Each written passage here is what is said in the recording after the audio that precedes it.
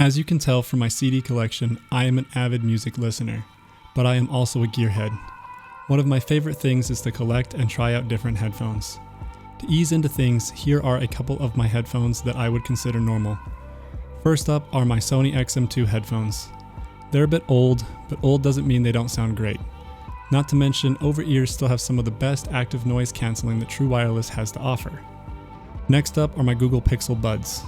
These typically go everywhere with me because of their convenient size.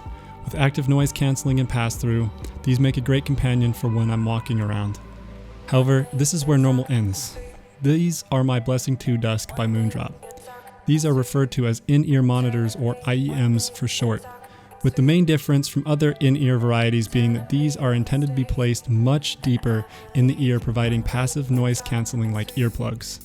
I would be surprised if you recognize the brand, as they're a relatively new company in the audio space. So you must be asking yourself, why would anyone want to give up wireless to go back to cables?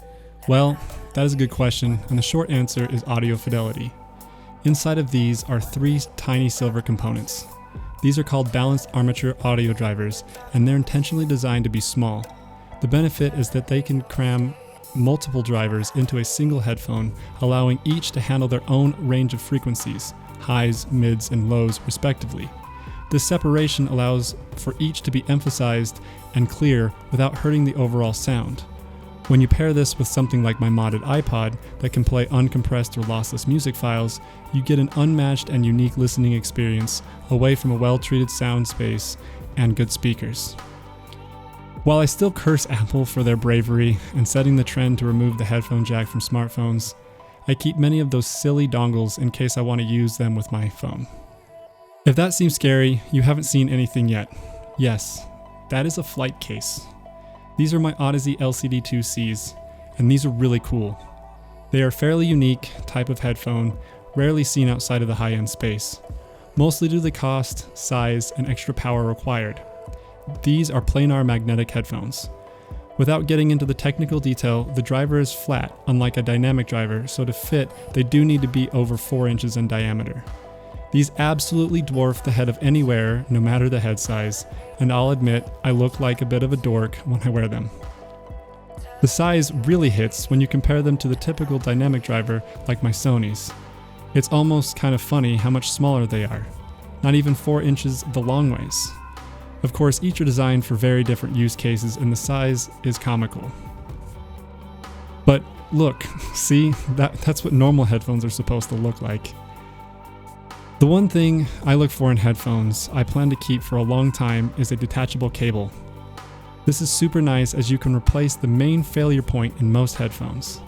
What is also nice is that these connectors are not proprietary, so a replacement is relatively cheap if you ever need one. Even better is the world of custom cables like this one, which has an end that allows for many different terminations. While you don't normally see anything other than 3.5mm outside of the enthusiast or professional space, having these options allow me to use the same cable with many different audio sources. My favorite is the option for extensions. This allows me to have a long cable at my desk without fussing with it if I use my headphones elsewhere. As for this giant weird-looking one, this is a 4-pin XLR. What is cool is when paired with a quality audio source, you get what is called a balanced output, meaning each side is getting a dedicated wire for audio and power. For most people, including myself sometimes, you won't notice that one side is louder than the other. Now obviously, I can't simply plug these into my computer. You need what is called an audio interface. Here, I have an amplifier and digital audio converter, or DAC for short. Essentially, the DAC takes the digital signal from the computer and converts it into an analog signal that the headphones can understand, and the amplifier provides the power. You would be surprised the difference good audio processing and power can do for a lot of headphones. To be honest, these 2 units are a bit overkill, but the extra headroom and power and overall options are awesome. It has 2 outputs on the front, which has come in handy for comparing headphones, and in rare cases I have used them for joint listening with another person. Speaking of flexibility, having a 1/4-inch jack gives me more flexibility when using an adapter like this one. This way I'm not limited to an adapter the other way around, which is a lot bulkier. The amplifier is on top, indicated by the power switch and barrel jack for its own power supply. The bottom unit is the DAC and can be connected to my computer via USB-C, optical, or RCA. What is really nerdy is this bespoke wooden jumper that connects the two units. It is a pretty bougie solution, but it saves quite a lot of space compared to the typical XLR jumper cables. I've talked a lot about the gear, but I haven't quite explained why. For me, it's really just the different experiences that I get from headphone to headphone. The Odysseys are open back, meaning that the back of the ear cup is open. The main drawback to this is there isn't really any isolation, meaning I can hear everything going on in the room and anyone else can hear the headphone just as well. The benefit to this is that it gives the illusion of a very large and open soundstage, which allows for more accurate audio positioning and presence. This is nice in games like Counter-Strike, where audio positioning is really important. They're nice in really any game because the planar magnetic drivers are extremely fast, especially compared to a dynamic driver. The benefit being the separation of different sounds, meaning I can hear footsteps even if my teammate next to me is absolutely laying down suppressive fire. And as for IEMs, like I mentioned earlier, they're basically earplugs.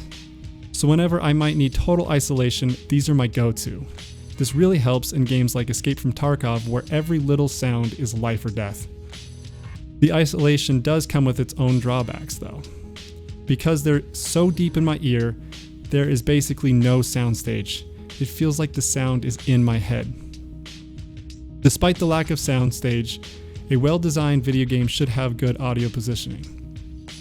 And in music, they deliver a massive punch in bass and sub-bass while remaining pristine and sparkly in the high-frequency sounds. I didn't have much of a plan for this video other than using it as an opportunity to nerd out about something I find so interesting. So thank you for letting me talk about my stuff, and thank you for watching.